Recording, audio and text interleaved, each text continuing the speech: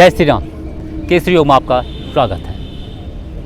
आज हम आपको सूर्य नमस्कार के बारे में बताने जा रहे हैं। इसकी महिमा एक श्लोक के माध्यम से कहने जा रहा हूँ। आदित्यादि नमस्कारान यो कुर्वन्ति दिने दिने आयु प्रज्ञा बलम वीर्यं तेजस तेषां च जायते। जो व्यक्ति प्रतिदिन सूर्य नमस्कार करता है उसकी आयु में वृद्धि होती है, ज्ञान में वृद्धि होती है, बल में वृद्धि होती है, वीर्य में, बल में, पराक्रम में वृद्धि होती है और तेज भी बढ़ता है। हमारी ओरा बनती है, विकसित होती है। और सूर्य नमस्कार एक ऐसा आसन है जिसका प्रभाव पैर के नाखून से लेकर के सिर की चोटी तक पूरे शरीर पर पड़ता है। शरीर के हर अंग पे इसका प्रभाव पड़ता है। 12 इसमें पोजेस हैं, 12 आसनों का एक कॉम्बो होता है ये, और हर आसन का अलग अलग प्रभाव है। सूर्य भगवान के 12 नाम है और 12 आसनों के बीच में मन ही मन उन नामों का आप उच्चारण करते हैं तो आपको जो है और ज़्यादा लाभ से मिलता है। ये नाम है ओम मित्राय नमः, ओम रवये नमः, ओम सूर्याय नमः, ओम भानवे नमः, ओम खगाय नमः, ओम पूष्णये नमः, ओम हिरण्यगर्भाय नमः, ओम मरीचिये नमः, ओम आदित्याय नमः, ओम सवित्रे नमः, ओम अर्काय नमः, ओम भास्कराय नमः। ये 12 नाम हैं सूर्य भगवान के और 12 ही इसमें क्रियाएं हैं। उन क्रियाओं के बीच में हम जब इस सूर्य भगवान के नामों का स्मरण अपने मन में करते हैं तो हमारी कनेक्टिविटी जुड़ जाती है, पूरा शरीर आत्मा से हम जुड़ जाते हैं और हमारा जो है ध्यान जो है पूरी तरह आसन में ही लगा रहता है। और सूर्य नमस्कार को करने से हमारे जो शरीर में, मैंने कई बार पहले वीडियो में बता रखा, 7 चक्र हैं, सातों के सातों चक्र प्रभाव में आते हैं। ये 12 जो आसन है उनको बता देता हूँ और कौन सा चक्र उसमें प्रभाव में आता है वो भी मैं बता रहा हूँ। सबसे पहले क्या आता है, प्रणामासन। प्रणाम की मुद्रा में रखते हैं। उसमें जो है हमारा थर्ड आई आज्ञा चक्र प्रभाव में आता है।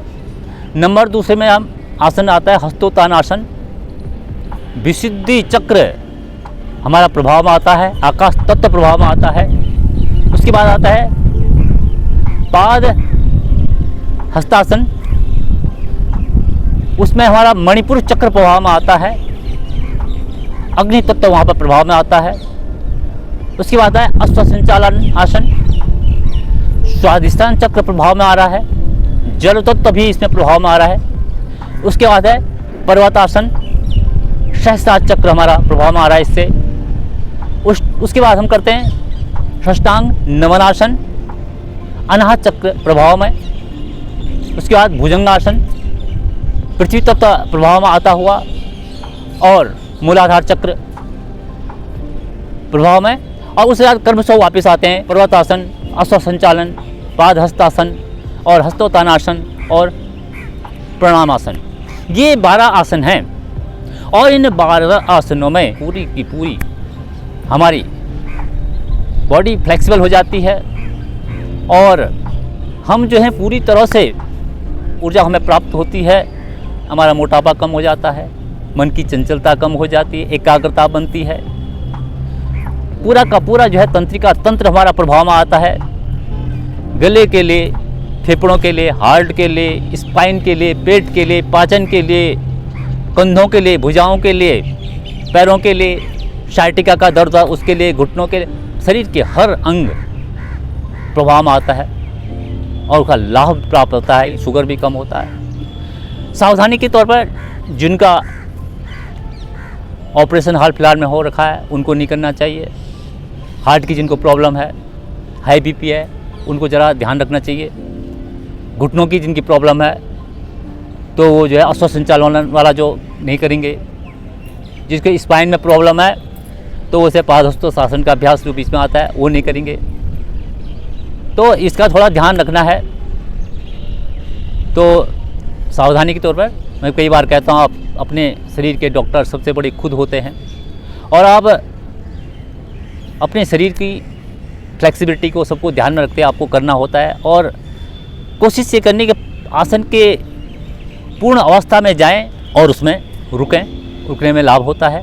और वैसे सूर्य नमस्कार जल्दी भी किया जाता है। अगर आपने वेट को कम करना है तो आप जल्दी कर लें तो उसमें आपको वज़न कम करने के लिए लाभदायक होता है। 50-100 बार आप करते हैं तो आपका वज़न भी कम हो जाता है, स्टेमिना बढ़ता है, हमारा पाचन तंत्र मजबूत होता है, फेफड़े मजबूत होते हैं, हार्ट मजबूत होता है, मांसपेशियाँ मजबूत होती हैं, कंसंट्रेशन बढ़ता है, हमारी ऑरा विकसित होती है, तेज़ बढ़ता है चेहरे पर। तो ये सारी चीज़ें इसमें होती हैं। तो जैसे प्राणायाम हम कर रहे हैं तो उसमें जो है कंसंट्रेशन बढ़ता है, एकाग्रता बढ़ती है, समर्पण का भाव बढ़ता है, आदर का भाव बढ़ता है, सम्मान का भाव बढ़ता है, एनर्जी हम ग्रहण करते हैं प्राणायाम में। दूसरे नंबर हम करते हैं हस्तोत्थानासन। इसमें हम हाथों को ऊपर करते हैं तो हमारे जो है कंधे प्रभाव में आते हैं, सर्वाइकल वाला प्रक्षेप प्रभाव में आता है, सर्वाइकल के लिए लाभदायक है। श्वसन तंत्र हमारा प्रभाव में आता है, श्वसन तंत्र मजबूत होता है, फेफड़े प्रभाव आते हैं, मजबूत होते हैं, रीढ़ पूरी तरह से प्रभाव आते हैं, कंधे, कोहनी, कलाई, ये पूरे के पूरे इनके जॉइंट्स प्रभाव में आते हैं और पुष्ट होते हैं। ये दूसरे नंबर का जो अभ्यास मैंने बताया हस्तोत्थानासन। उसके बाद आता है पाद हस्तोत्थानासन। इसमें आप नीचे झुकते हैं तो आपके हमारी जो है मणिपुर चक्र मैंने बताया आपको प्रभाव में आता है और हमारी जठराग्नि तेज होती है, पाचन क्रिया बढ़ती है, पाचन शक्ति हमारी बढ़ती है, फ्लेक्सिबिलिटी हमारी बढ़ती है रीढ़ की, और कमर का निचला भाग जो है विशेष रूप से प्रभाव में आता है, उसकी फ्लेक्सिबिलिटी बढ़ती है, प्रजनन अंग प्रभाव में आते हैं, उनके दोष दूर होते हैं। उसके बाद अश्व संचालन, यह जो है रक्त भ्रमण प्रणाली इससे बड़ी सुदृढ़ होती है, जिगर, तिल्ली आदि अंग जिससे प्रभाव में आते हैं, पुष्ट होते हैं। किडनी का प्रभाव में आ रही है, किडनी के लिए बहुत ही अच्छा यह पोज है। और हमारे टांगें प्रभाव में आते हैं, टांगों की मांसपेशियां प्रभाव में आती हैं, घुटने मजबूत, जंघाएं प्रभाव में आ रही हैं, जंघाओं के दोष दूर होते हैं, घुटनों के दोष दूर होते हैं। उसके बाद है पर्वतासन। पर्वतासन में जो है हमारी जो है थायराइड ग्रंथि प्रभाव में आती है, थायराइड के लिए बहुत लाभदायक है। हमारे जो बॉडी में हार्मोन का जो सिस्टम होता है उसकी बैलेंसिंग से होती है इससे। एड़ियाँ जब हम आसन पर लगाते हैं एड़ियों के दोष दूर होते हैं, पिंडलियों के दोष दूर होते हैं, मजबूत होते हैं, जंघाओं के विकार दूर होते हैं, जंघाओं का मोटापा कम होता है, वहाँ की नस नाड़ियाँ प्रभाव में आती हैं, मसल्स प्रभाव में आती हैं, उसके दोष दूर होते हैं। और इसको यहाँ पर जब हम करते हैं पर्वत आसन में रहते हैं बड़ी ही आनंद की अनुभूति होती है। सहस्त्रार चक्र यहाँ पर हमारा प्रभाव में आता है और भुजाएं हमारी इसमें मौजूद होते हैं, कंधे मजबूत, हथेली मजबूत। उसके बाद अष्टांग नमन आसन है। इसमें जो है हमारा जो है हृदय प्रभाव में आता है, हृदय के लिए बहुत ही यह लाभदायक यह क्रिया है। इस आसन में जब हम आते हैं तो हृदय से हमारे मस्तिष्क में जो है प्रचुर मात्रा में रक्त पहुंचता है, रक्त प्रणाली जो है प्रभाव में आती है, हृदय पुष्ट होता है, फेफड़े पुष्ट होते हैं। ये बहुत ही अलग अलग पोजेस हैं जो मैंने बताए। उसके बाद आता है भुजंगासन। भुजंगासन हमारे फेफड़े, श्वसन तंत्र मजबूत होता है, ENT संबंधी दोष दूर होते हैं। और ये मतलब हम जो करते हैं पूरा का पूरा सूर्य नमस्कार तो एक प्रकार से पूरा का पूरा एक पैकेज है। अगर आप कुछ भी नहीं करते हैं, एक सूर्य नमस्कार ज़्यादातर सभी लोग जानते हैं इसको करते हैं, तो आपके अनेक दोष दूर होते हैं, कोई भी व्याधियाँ आपको नहीं आएंगी और तेज़ चेहरे पर रहता है और कोई भी बीमारी आपको नहीं होगी। आप शुरू से ही ये सूर्य नमस्कार का अभ्यास अगर आप कर रहे हैं तो। अब मैं अभ्यास करके दिखाऊंगा कैसे करते हैं, देखिए कैसे करते हैं। अब देखिए सूर्य नमस्कार करते कैसे हैं। तो ये आसन हमारा है, इसके जो है इसको 3 भागों में बांट दें, 2 भाग पीछे और 1 भाग है। तो हम यहाँ अगले भाग में खड़े हो जाएंगे, एड़ियाँ मिली हुई हैं, पंजे खुले हुए हैं, हाथ शरीर के साथ चिपके हुए, नेत्र कोमलता से बंद हैं, श्वासों पर ध्यान, प्रणाम की मुद्रा बताएं, नमस्कार आसन भी इसे कहते हैं, या प्रणाम आसन, ध्यान आज्ञा चक्र पर, थर्ड आई पर, श्वास सामान्य, सूर्य भगवान का आह्वान, ओम मित्राय नमः। श्वास भरते हुए भुजाएं ऊपर, हस्तोत्तानासन, बाजू गर्दन पीछे, भुजाएं कानों के साथ लगी हुई, विशुद्धि चक्र प्रभाव में, कंधे कोनी कलाई प्रभाव में आती हुई, श्वास छोड़ते हुए धीरे धीरे कटिभाग से झुकेंगे, भुजाएं कानों के साथ, पाद हस्तोत्तानासन, मणिपुर चक्र प्रभाव में, जठराग्नि तेज, पाचन सहज, शायटिका में लाभदायक, हथेलियां आसन में टिकाते हैं, घुटने मोड़ते हुए, दाईं टांग लंबाई में पीछे, अश्व संचालन आसन,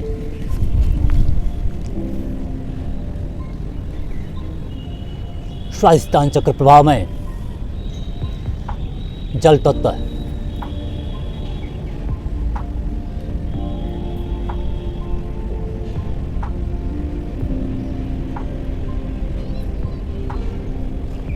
बाएं टांग भी पीछे, एड़ियां आसन पर, पर्वतासन, सहस्त्रार चक्र प्रभाव में, एड़ियां आसन पर टिकी हुई हमारी, पिंडियां मजबूत, जंघाएं, कोनी, हथेली, कलाई के सारे के 4 जॉइंट प्रभाव में आ रहे हैं। धीरे धीरे पृथ्वी के समानांतर, घुटने शीना माथा आसन पर, साष्टांग नमन आसन, पेड़ों वाला भाग उठा हुआ, अनाहत चक्र प्रभाव में, हृदय पुष्ट,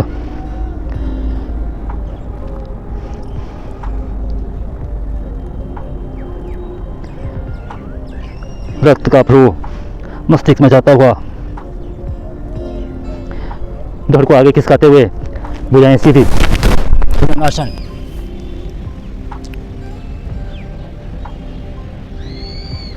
मूलाधार चक्र प्रभाव में,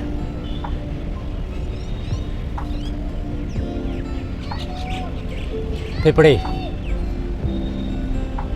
ईएनटी का पूरा क्षेत्र प्रभाव में, रीढ़ प्रभाव में, सर्वाइकल के लिए बहुत ही लाभदायक, कमर दर्द के लिए लाभदायक, बहुत जबरदस्त आसन। अब जो है हथेलियों बाहर रखते हुए मध्य भाग को उठाएंगे, पर्वतासन, एड़ियां आसन पर, जिस तरह से हम गए थे उसी तरह से वापस आना है। अश्व संचालन हम दाईं टांग पीछे लेके गए थे, दाईं टांग ही आगे करनी है, इस बात का ध्यान रखना है। दाईं टांग आगे, अश्व संचालन,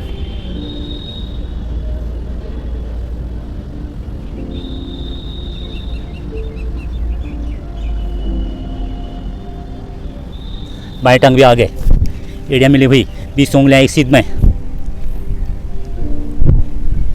हथेलियां आसन पर, पाद हस्तोत्तानासन, दोबारा से वापसी में भी भुजाएं कानों के साथ रख सकते हुए सीधे खड़े हो जाएं, हस्तोत्तानासन, प्रणाम की मुद्रा, प्रणाम आसन, हाथ साइड में वापस, और सूर्य नमस्कार के बाद जो है थोड़ी देर का शवासन जरूरी है, अवश्य करना चाहिए, 2-3 मिनट का शवासन जरूर करना है सूर्य नमस्कार के बाद। और इसके बाद जो है शवासन की स्थिति में थोड़ा लेट जाएं, श्वास नॉर्मल, और प्रभाव को महसूस करें।